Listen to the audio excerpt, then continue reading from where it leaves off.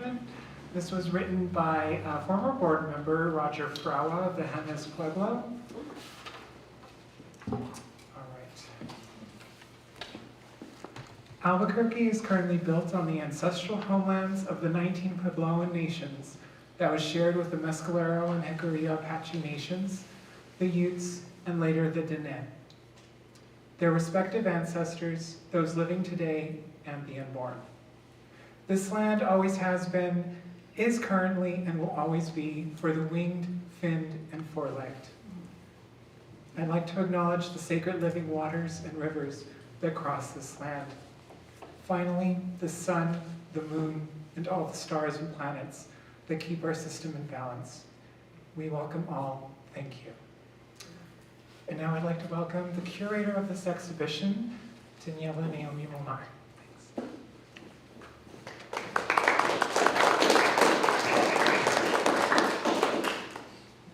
Hi, thank you for being here. Welcome. We're also, just so you know, there are about 70 people online. So we have a virtual crowd as well. So I'll just note that this is the first of several events that are associated with this exhibit. There will be a pigment workshop. There will be a workshop that Carol Padberg will be offering. There will also be a curatorial walkthrough, which I'll do in conversation with Emily Eliza Scott on April 6th. And on April 6th, there will also be a catalog available that will document all the work in the show and have several essays and a poem from Mei-mei Berseenbrugge in it. So I invite you to continue to participate, and thank you for being here tonight. So I'm going to start just by offering a little bit of context for the show, and then I'll introduce our first poet, and then she'll read, and then I'll introduce our second poet. So the show is called Geohaptics, which is a neologism, a made-up word, and it combines two roots that you might be familiar with. Geo, as in like geography or geology, so meaning earth, and haptic, which refers to the sense of touch. And you might be familiar with that, like if your phone buzzes in your pocket, it's a haptic signal. So if we combine these two roots, we get, in its simplest form, this word earth touch. And we can take that definition. The Canadian poet Erin Robinsong, I like her definition of geohaptic. She builds on that a little. She says, geohaptic is the extreme intimacy of ecological entanglement via the air, water, and matter we take in and continually re-become. And I like her focus on intimate entanglement in that definition. Because the word haptic stems from the Greek word haptein, which means to fasten. And fastening is an act that we do consciously. It's not something that is done sort of haphazardly. Like we consciously fasten a seatbelt in anticipation of a potential crash. We fasten a door in anticipation of wind. We fasten a locket around our neck in anticipation of forgetting. These are conscious acts in anticipation of a counterforce. And the artists, there are 10 artists in this exhibit from all over the world, from all different backgrounds, with all different types of practices. But all of them have really deliberately chosen over time, throughout extended artistic practices, to fasten themselves to the earth at this moment in time. And that is, I'm sure I don't need to tell you, a difficult choice to make. Because at this moment in time, and for all of our lifetimes, the earth has been undergoing dramatic, rapid, mostly violent changes. And these artists have chosen to feel, very deliberately, to be fastened to feeling the earth in response to that. And one of the things you might notice in this exhibit is that while there is grief and pain and sadness, there's also a tremendous amount of joy and celebration and love and beauty. There's a lot of blue as well, which I can talk about if you want to chat after this. But when we make that decision to be fastened to the earth, as these poets have done, and as these artists have done, and as these two poets have done, what we find is a sensorium of feeling that is not limited just to the hardship, but includes so much else. So this exhibit is an invitation to feel fastened to the earth and to engage with the full realm of emotions that arises from that, and to move from that, from despair to creative possibility, from isolation to collective purpose. So there's a lot of poetry in this exhibit already, and that's quite intentional. If you've read any of the wall text, you'll notice there's a lot of poets quoted, there's poetry integrated throughout many of the texts. And poetry, I did this deliberately because poetry is a bodily art. Poetry is dependent upon both the poet's body and the reader's body. A poem uses our breath to find its form. So when we read a poem, we become a wind instrument. And poetry simply is a haptic art. So when I took on the curation of this exhibit, I was like, oh, I could invite Mei-mei Berseenbrugge to read. That was actually one of my first thoughts, because I've admired Mei-mei's poetry for so long, and the poetry and the themes of this exhibit are so directly aligned. So I'm thrilled to be here with you all tonight and to have this be a reality. And I do feel like both of the poets who are with us tonight are now. The opening was a few days ago, but with this reading, I feel like the exhibit is reaching its full form, because now we have the poets involved, who I consider to be two artists as part of this exhibit. So Sawnie Morris will read first, and Sawnie is a poet, prose writer, educator, professional environmental activist, and a dream worker. She served as the inaugural Poet Laureate of Taos. Her collection, Her Infinite, won the 2016 New Issues Poetry Prize and is described by the poet Major Jackson as a polyvocal, strident book of immense intelligence, a ceremony of tantalizing music, which refuses the fatalistic disharmony between humans and nature, a ceremony against both psychic and industrial defilement of our mountains and rivers, lagoons and mesas, hearts and minds. These poems are sacramental, such that language is alluvial and explosive, recovering us back to our spiritual significance. Poet Calvin Bediant says of her poems, a deep earth grumble is never far off in Sawnie Morris's poems, nor is the restlessness of her neighbor, the Rio Grande. Her honors include a Poetry Society of America Bogan Award, the Ruth Stone Poetry Prize, inclusion in Best American Experimental Poetry, a feature in Poets and Writers magazine, and the chapbook, The Sound a Raven Makes, which won the New Mexico Book Award. Sawnie is also an environmental activist who was founding director of Amigos Bravos, a 36-year-old advocacy organization for the waters of New Mexico. We're so excited to have Sawnie Morris with us tonight. Thank you for being here, Sawnie.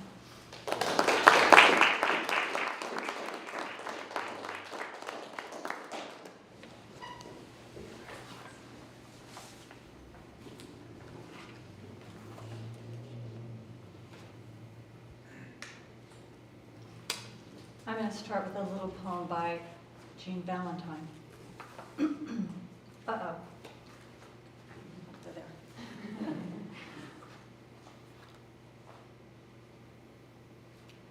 Icebergs, Illulusat.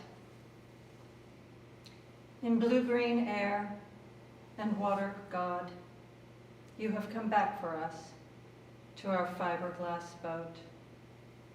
You have come back for us, and I'm afraid. Great sadness at harms, but nothing now can be like before. Even when the icebergs are gone, and millions of suns have birthed themselves out of your arms of burnt air.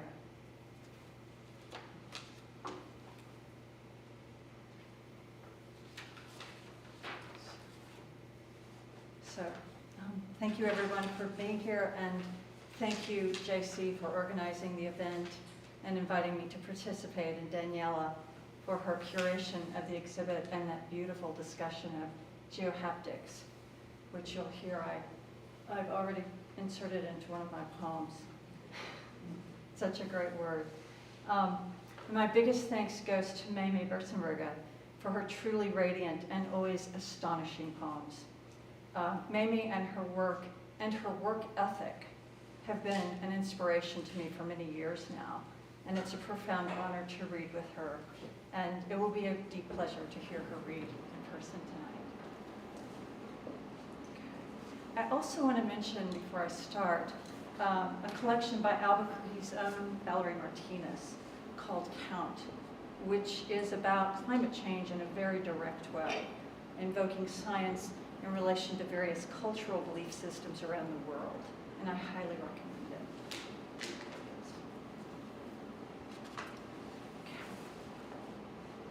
So I'm going to read 3 poems from my new manuscript, which is titled Amid Serpentine Grasses. And it has as one of its contemplations the sensual movement of beings between and among the elements. My husband is from the coast of northern Spain, and we're fortunate to be able to go there and gather with and live with his extended family for a few months in the summers. And I've been doing that for many decades. So I'm going to start with a poem written in relation to the sea. At its most placid during an unusually hot summer. So the poem attempts to move in concert with the sea as a kind of homage, and with an awareness of a reckoning as well. The movement of the sea, the movement of the creatures, it's in 6 sequences, and it goes on for about 7 minutes. So just there with the placid sea.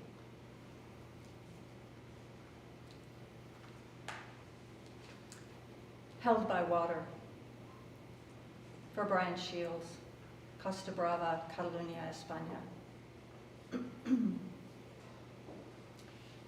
In deep green, blue-green evenings of water, cormorants fish. Their warm Negria patina bodies glide, form in the fabric of sea, flexible mollusk nests, flecked by healing turquoise. We watch the black S-curve of each neck, the slipper of each head, cast silhouettes of ink-drenched brush tips, dipping and lifting in aquarelles. Waves of Aeolian half-moons float by the thousands, a spangled migration of magnesium blue to the pencil line of horizon. The boy Juan and his father swim easily near an island rock. Our cousin, Silvana, treads water above a creviced and observant pulpo. A goggled swimmer slips into nearby boulder shadows, lowers her gaze to a shoal of striped green minnow on a current mission. Pool of bream, translucence of lemon pulp, nibbling 2 fathoms down algae. Schools of cerulean striped wrasses the size of her ring finger soar in lattice formation. Don't flee, don't seem to mind a pale flipper swimmer cooling off among them. For 3 weeks, the air is hot as a mammal's internal organs. Salt water offers infusions of elemental forces, as light gives sea late in the day iridescence.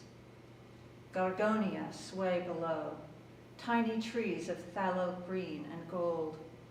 Each side branch, the diminutive thumb, an ancient child's hand, signaling perception. I have come to these cliffs, though not exactly these waters, for 26 summers. I am home among the families, though each home differs as sea turns mercurial and geohaptic weather and motion affect the passage of time. I notice one is calmer and more present this year. 2. Brief rain strikes fleur-de-lis in the sea surface. Underwater, jet-black castanuelas with split fins turn in mobiles of a suspended miro configurations, and silvery cerviolas rise, fan a glimmer procession in the mother liquid.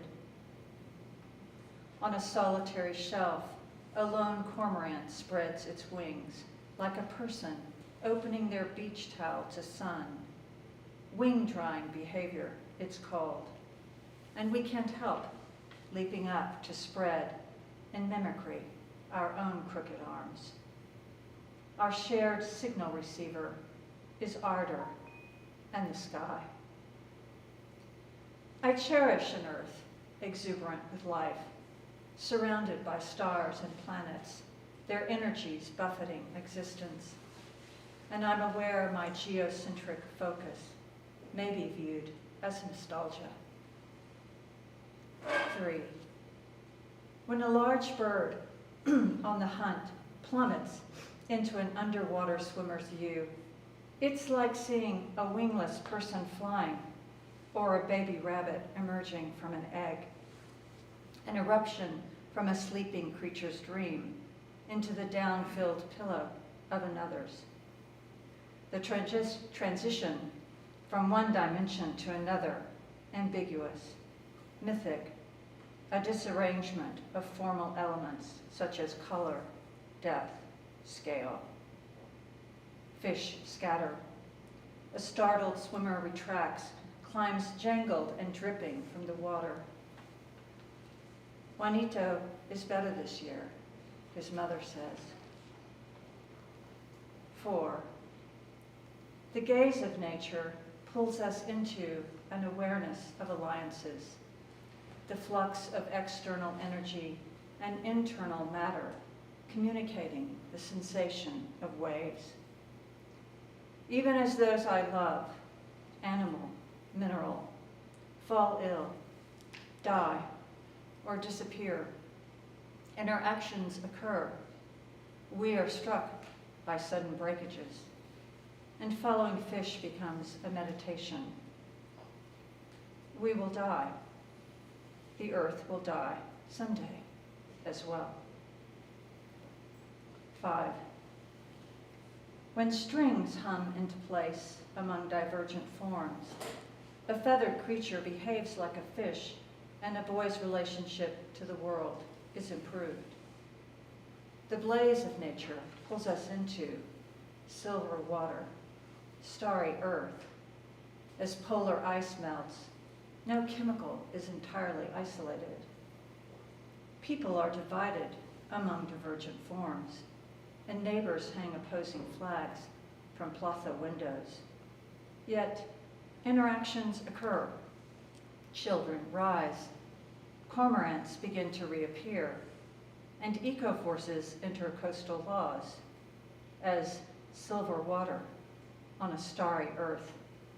I experience loss, yet this day I am grateful, feel joy, held among fish, among odd birds, within family, within. 5. On the rutsched ruins of a harbor made beautiful by human failure, wind erection, an aggressive swell of first quarter of the century winters. A family of still young uncles and middle-aged mothers and cousins form a supple geometry of umbers and verticals and diagonals of pine and sienna, slipping into and out of evening water. Thank you.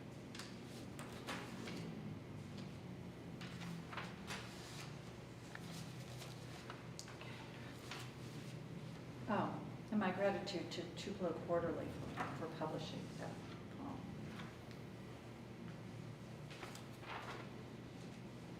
poem. The next poem is the title poem for my manuscript. And it's written, as many of the other poems are, in long-lined sequences. I was drawn toward the form because I wanted some kind of equanimity in relation to the materials. I was also interested in the processional. And I'm grateful to Cal Beatty and David Lau for publishing the poem in Lena Turner, Journal of Poetry and Opinion.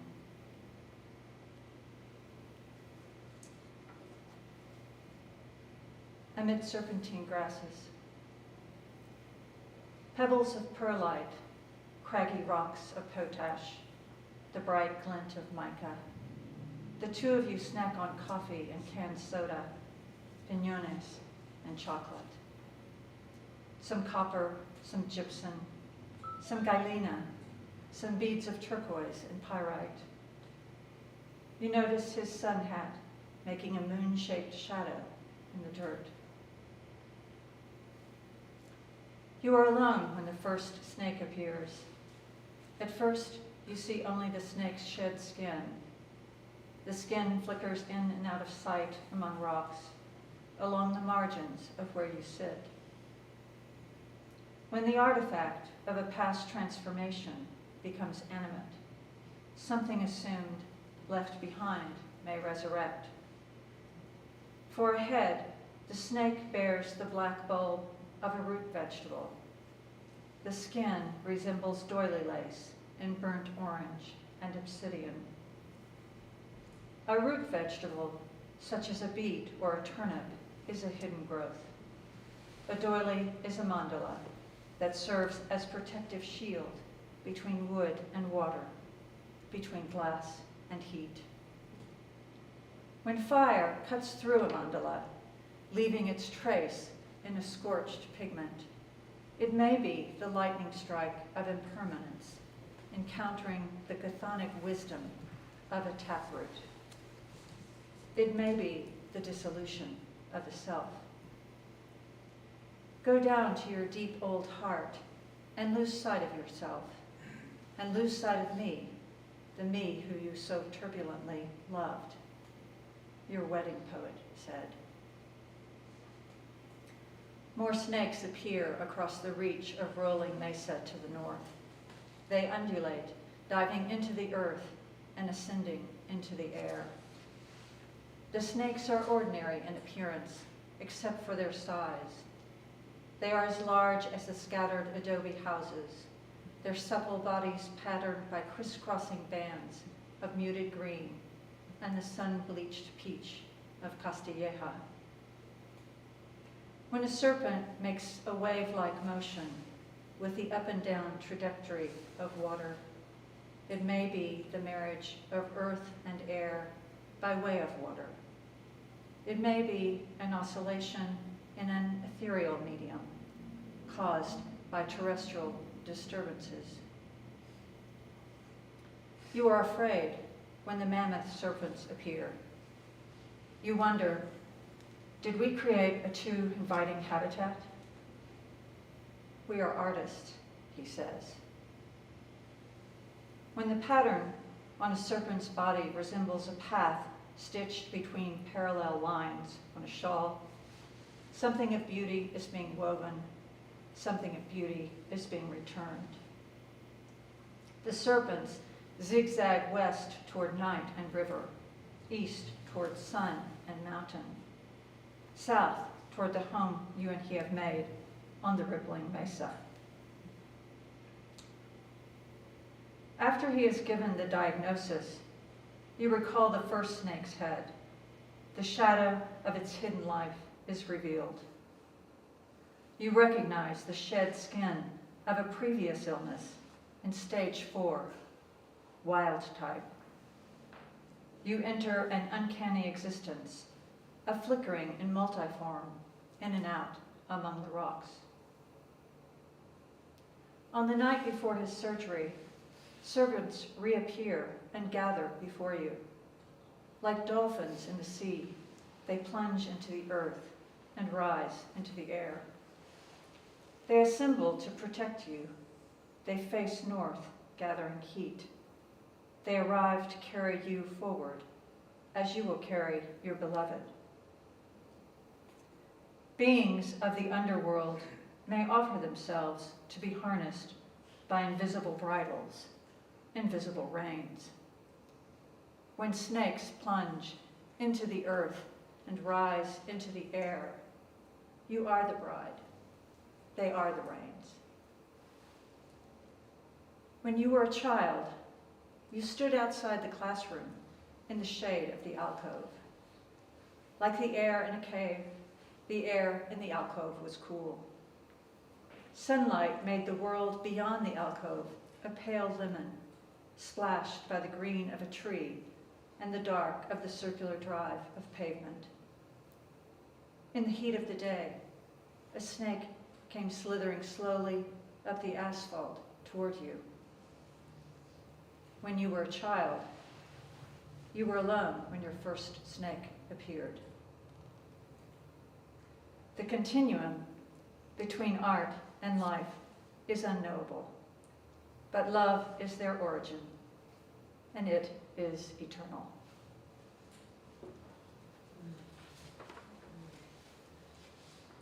I want to take this opportunity to acknowledge that the last sentence I just read, the last sequence, was actually inspired by something that Mei-mei wrote to me in an email a few years back. And I ended up writing a version, my own version of what she'd written to me. But my memory of what she had written, I didn't go back and look at it at that time, but my memory of what she had written was with me and served as a kind of lighthouse in the desert for the poem. The poem had to somehow make its way toward those lines and that understanding. So, thank you.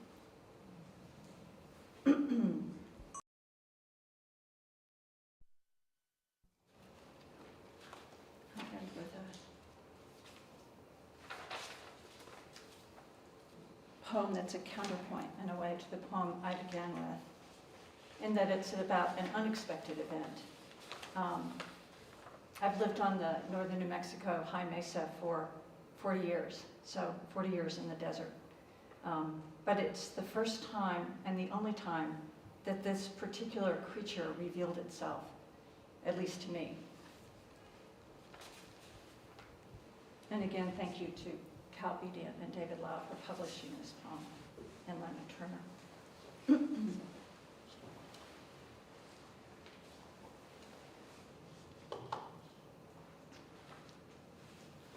Frog Song.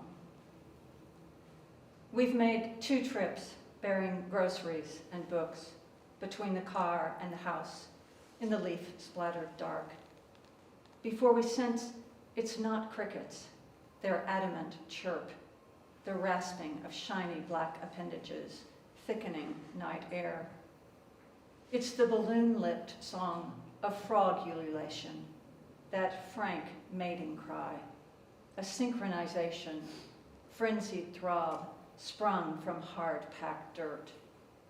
Frogs among ant ziggurats and cactus palms, frogs hidden below sage fronds, freighted by moonlight.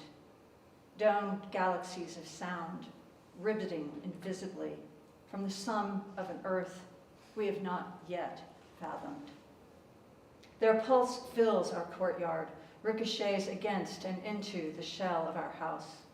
Ecstatic swell springs from dogwood, plum, a rincon splashed with cinquefoil, the latia fence, its stripped bodies of mountain aspen. Frog song throngs from the roof, from otro lado the house, as though that pond we dream of each summer actually exists in our meadow in the making. As though wheelbarrow tire ruts might, after 3 days, faint rain, turn water hollow, ringed by mud emeralds, among purse aster and wild verde quiero verde sedges. But no, the amphibian knot was either never in our backyard or has, at our footfall, dispersed, become a rush of shivering aural mirages, a density of unrestrained I want, rippling into thick night blue distances, vivid in the cow dung lull, just there, it seems, and there, between the scatter of earthen buildings. Cloud leviathans glide in unison, cross mesa, us, occluding the sky eye. A few dogs bark, one or two windows brush into lit rectangles, and the damp road turns damp path. We glimpse a hieroglyph of tracks, mine from long ago, this morning, when I was some other animal in the dream world, where a frog stance intimates receptive attitudes, and the oval marriage hymn turns upward thrust. Out here, in the open salvia flats, frogs are toads. Their tense and release unfallow us.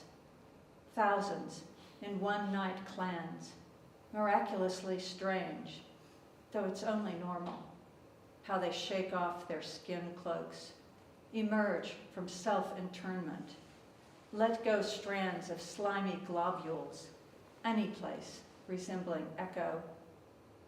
What astonishment they've been with us all these years in push hands motion with acrobatic weather.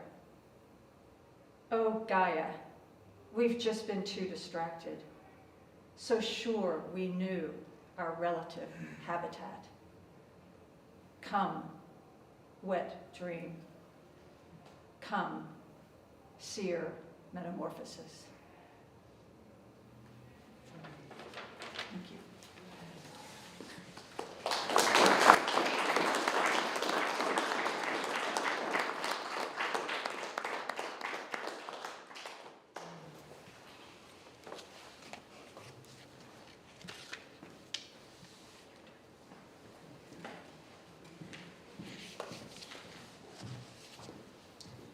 Thank you so much, Sawnie. I'm trying to wrench myself out of the trance state I was in. That was gorgeous, thank you. So I'm very, very honored to introduce Mei-mei Berseenbrugge tonight. A personal note, her work has been utterly transformative, not just in the way that I read, teach, and write poetry, but its effect on my entire life has been transformative. The boundaries of what I understood as possible for creativity were exponentially widened in ways I could not have even begun to envision before I read her work. So thank you, Mei-mei, whose work feels to me truly infinite in its generosity and vision. Over the past 5 decades, Mei-mei Berseenbrugge has written 14 books of poetry consisting of expansive, long-line poems that combine the abstract and the deeply sensorial. Drawing on her knowledge of philosophy, architecture, visual art, and science, and reflecting her daily relationship with the New Mexican landscape she calls home, her poems are philosophical inquiries that are also landscape paintings, that are also linguistic collages.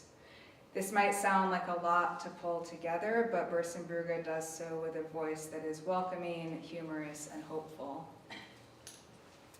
She's called New Mexico home since the 1970s, and her love for this land is evident in all her work. She says, "I think what has held me here is the way the land and the people live together, and also the light, the way the sunlight moves across the land, articulating a wide space every day differently."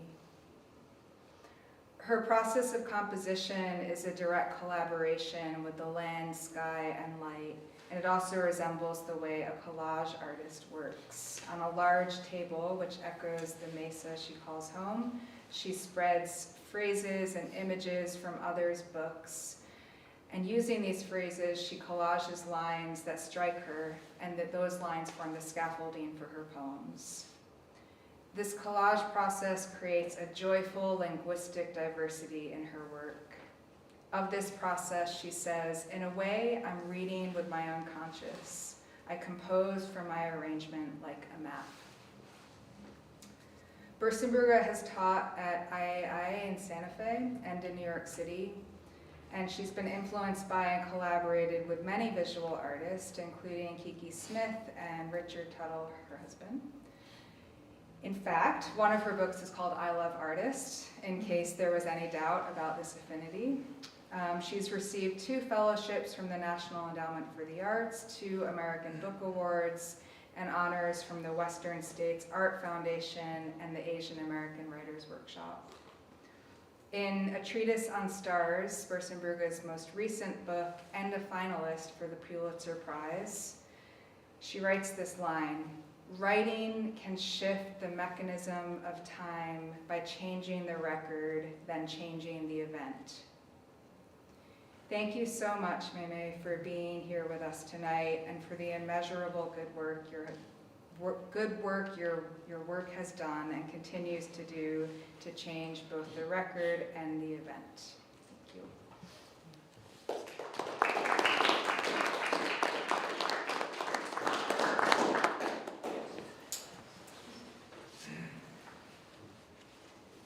Thank you, Daniela. Does this need to be closer? Yeah.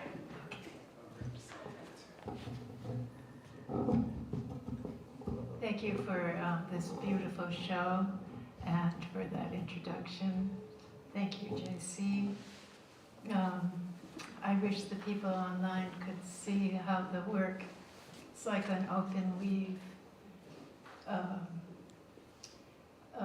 conversation, environmental conversation. Thank you for that beautiful reading, Sawnie. I'm going to begin with a poem from A Treatise on Stars, because it talks about New Mexico. And when I got the idea for this book, I had an inspiration to make one ecosystem between the stars and the earth. This poem is called Jaguar, and it's in 4 parts. People around Abiquiu claim descent from the Pleiadians and their beloved animals. We've always known relatives from other places: Andromedans, Orionites, Zeta Reticulans, Sirians. Cosmic relations are expressed by our plaza. Also in new homes we align with winter and summer light. All around are invisible realities where contact may occur. Some hear coyotes speaking in computer beeps. Some entertain guests unaware. Owls, for example, have one song beyond the range of our hearing, interleaved with multi-dimensional information.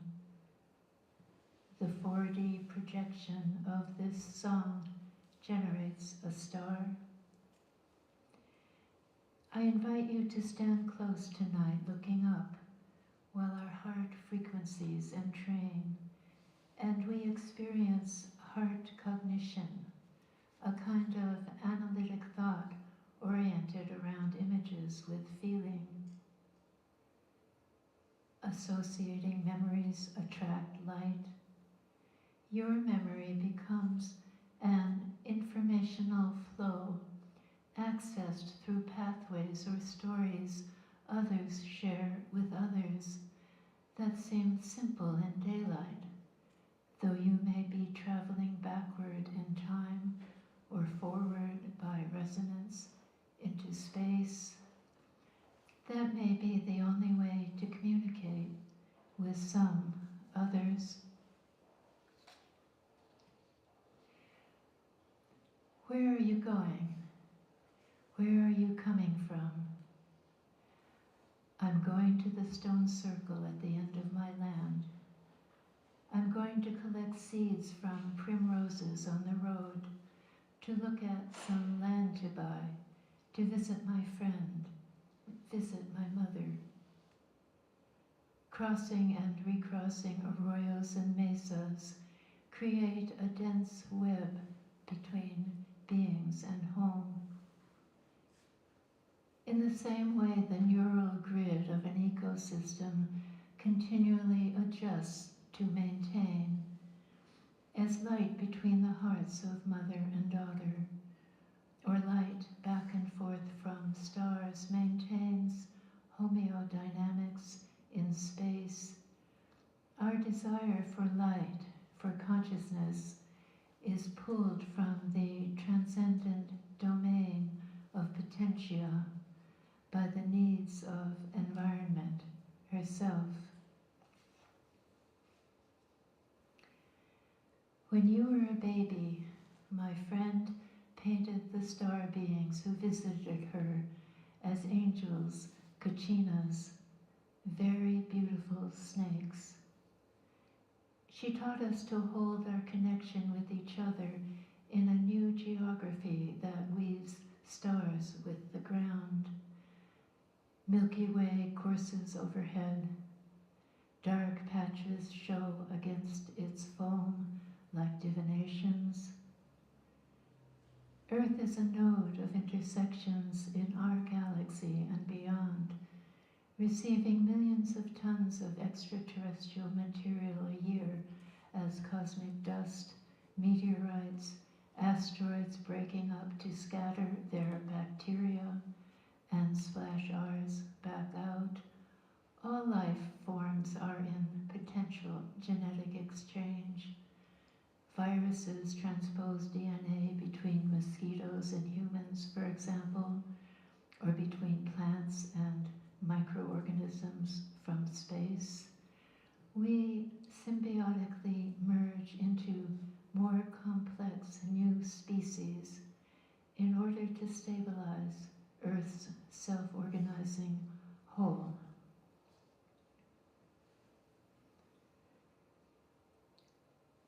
I describe consciousness as Mother, Earth, and the intelligence that shapes it. It's like an image of the moon on two different television sets.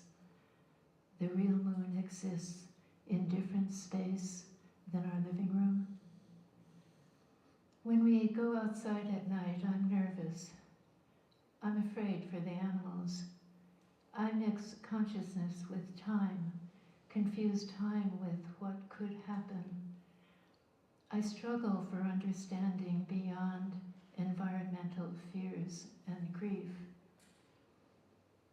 Consciousness is like the live feed of a jaguar on two different video screens. The real jaguar is filmed in a rainforest, preparing her energies. Before I knew what to look for at night, I no longer know. My fear offers new possibility, the way awareness can create. Two birds perch in a constellation tree with the same name. One eats star fruit, the other looks on.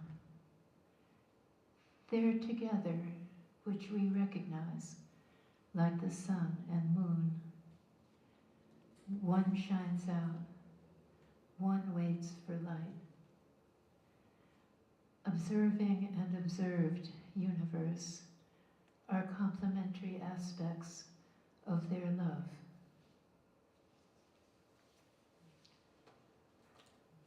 Sounds like earphones, honey. So I've moved from stars to plants. In a way, I'll read one called Plant Thought. It's in 4 parts. And the alternative of the title to Plant Thought might be Thinking the Way a Plant Grows.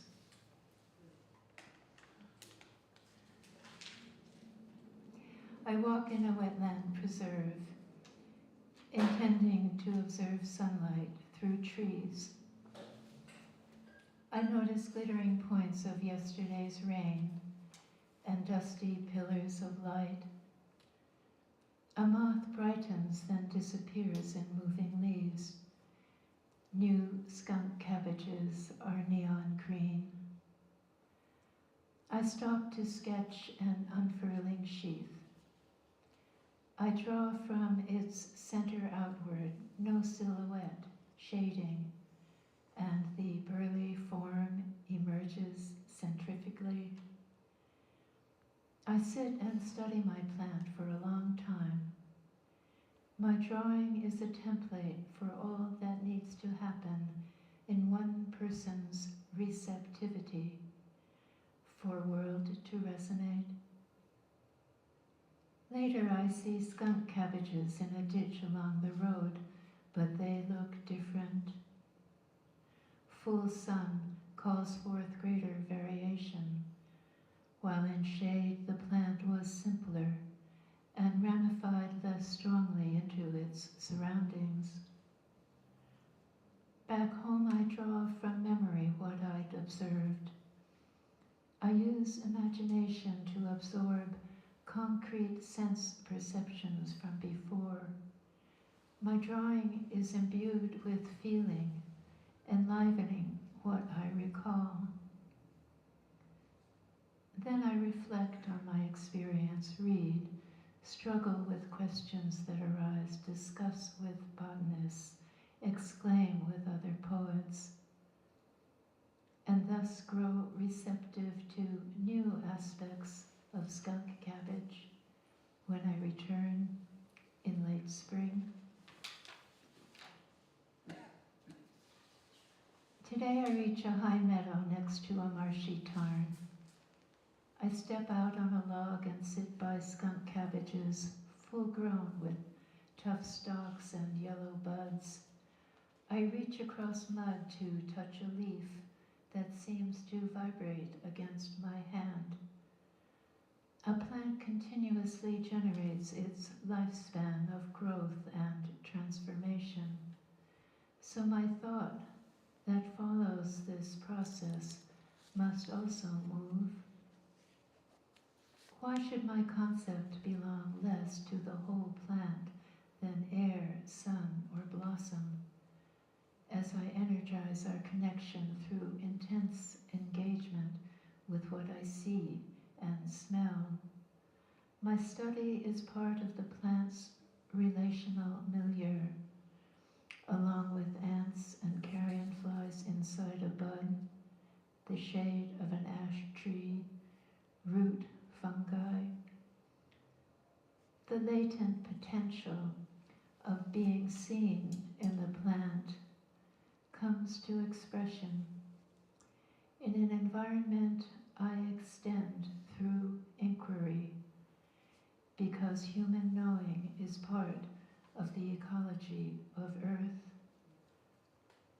A leaf centering itself in light and air creates live substance from skin touching space, whereas you and I seek an abstract telos of things to understand our place. Thinking modeled after a green plant recognizes how everything alive interpenetrates, so there are no things at all. Then I see wholeness as a dynamic quality spanning plant diversity. I see lines between things that appeared to be separate. My understanding ramifies when I draw a plant in a swamp. I place 3 plants next to each other, Ornithogalum, Tillandsia, cyclamen. I draw 3 different leaves made sensible by their green intensity in morning light. When a plant communicates visually to my body, nutrients condensed from relationship transfuse into the one recognizing it. Even though my words seem inane in normal speech, they make sense as vibrations toward each plant maintaining the ecological frequency of its responsibility to Earth. One leaf resonating with one moment of my looking works to connect my body with sunlight. Is this our work as well? When I feel the joy of being radiate from a skunk cabbage, grace on Earth's plain acts in present time, then the divine aspect of grace is grounded by the physicality of a plant and its survival here. So our relation with grace becomes a vehicle for our evolution. So grounding this prayer manifests in healing with plants. When I was running the flower farm, plants used to visit me at night. I knew they were in the room when I felt a shift in energy. Once at 4 a.m. I woke with the spirit of dandelion flying around. I was sad for the loss of a friend, and the young being, laughing, said, "Hold on to my hand, even when I have gone away from you." In the morning, I touch a dandelion flower on the lawn. I pray for my friend, and a breeze comes up. It doesn't take long for images to appear. A little girl plant separates from the others, translucent, bright green, whom I perceive through clear empathy. She has her own garden in the ether. Her relation to her plants is one of beneficence and trust. Gratitude is my prayer to the garden. It's humbling to wake up and be grateful for its cohesive mystery, to open my heart when what I care for inevitably changes, declines, or departs from my life. Each leaf in its sequence along a stem points to leaves that came before and are to come. In this way, our future as emergent change works into the present.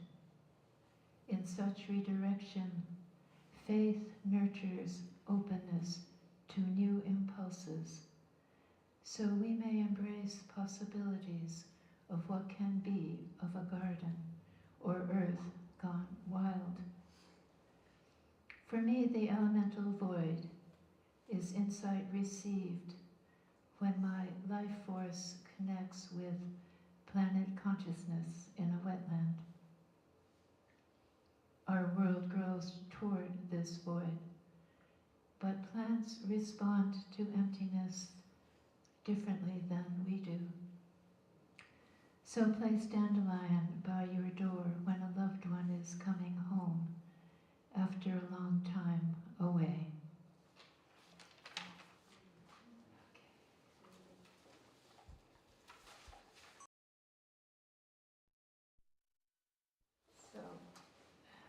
Phusis, Phusis, is a word that I take to mean the growth force, Greek word. It's in 4 parts. A path through the woods winds along a stream that flows into the ocean. I look up at new leaves on a branch overhead and follow it back through a thicket of laurels to a very old ash tree. Another world of tree spirit interweaves our path, emerging through fluid energies like sunlight. Portals can be found near such a tree on our land, and also in one's own interior. Expand your inner space toward the subjectivity of native plants, by envisioning shared land. Earth encompasses physical nature and an ineffable vastness of intention, telluric impulse, vivacity. You are part of that consciousness now. You relate to inner space as a direct perception of this consciousness. For example, the ash tree is a receptive organ for the consciousness of Earth, capturing and transmitting light frequencies. The observer within, growth, Gaia, translates these frequencies into coherence, a matrix where every being connects to every other and to our sun. So the fractal, the whole, is more like a conduit. Perception of the ash tree drops into my awareness as gnosis, species memory, prediction. Then light manifests as a mandala of all the living things. I did not know how beautiful we are. Now growing turns the plant, let's say dandelion, out toward her surroundings, toward the other light, with no return to her body from before. She becomes a physical expression of sun, rain, minerals around her, disclosing environment in the form of her being. Imagine a kind of discernment where thoughts circulate on plant surfaces, not in consciousness, and stay close to physical appearance. The telos of a stem is toward sunlight, and its materialization in a yellow flower, in which beauty is how she communicates to us. This way of conjoining with her milieu, forming a rhizome with it, a passage, is a matter of aptness, adjustment, and becoming in a dandelion. So plants exemplify subjectivity as constitutive relations with others. There's an intimate plasticity with place, which some call environment, but I call the beloved. For a family, the vegetal capacity for nourishment, for this assimilation of alterity to self, sublimates as beloveds. Many spring flowers draw their yellow from the sun. The sacred geometry of dandelion expresses a celestial space of multi-dimensions, like possibilities. When you extend in alignment with their pattern, your future becomes myriad, where the fractal, the intention, like plant thought, is non-conscious, dispersed, immanent, embodied. Thousands across the grass describe a matrix of energy we call imaginal cells.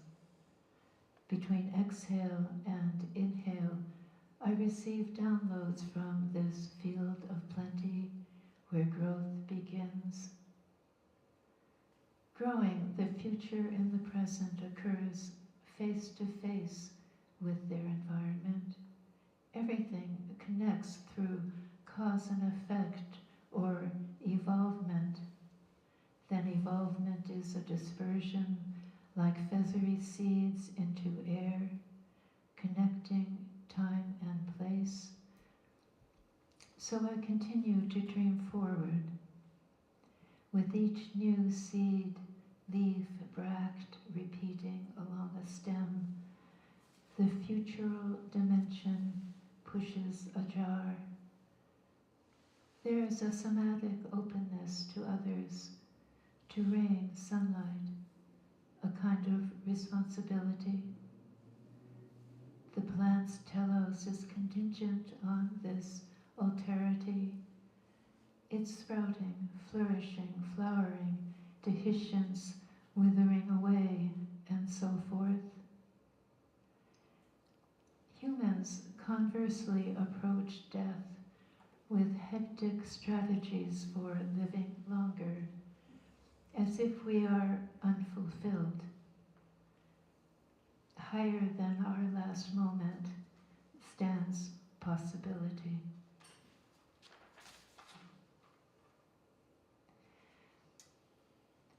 When I first saw Richard's garden, I was surprised it was unkempt. Weeds flourished beside roses and herbs with no apparent order. New intentions thrive in an overgrown garden. Planning Eden in imagination connects intuition to the wild. So if your intention is to learn from plant spirits, offer them beautiful questions. They'll show you change beyond what you imagine. You awake into universal consciousness alongside dandelions, nettles, red clover, and their collective unconscious of flux and growth. This tree of life symbolizes our agreement to be here as consciousness streaming into the individual ash tree and its species oversoul, a green woman on our path at dusk. We become a channel for plants to bring the impetus of spirit into healing. Then, the way a wild rose overtakes his garden, the relation is medicine. Who we are unfolds through this experience of her essential goodness. I exchange defense for tenderness, for plants give without reserve to every being.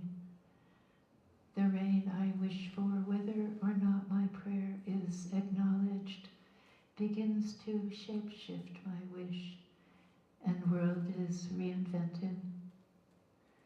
The plant is no longer a simple object, mute and passive, but an enigmatic, fertile instance of the universal warp, wherein each prayer reflects the garden. May my prayer reflect with grace the bestowal of love unearned. Thank you.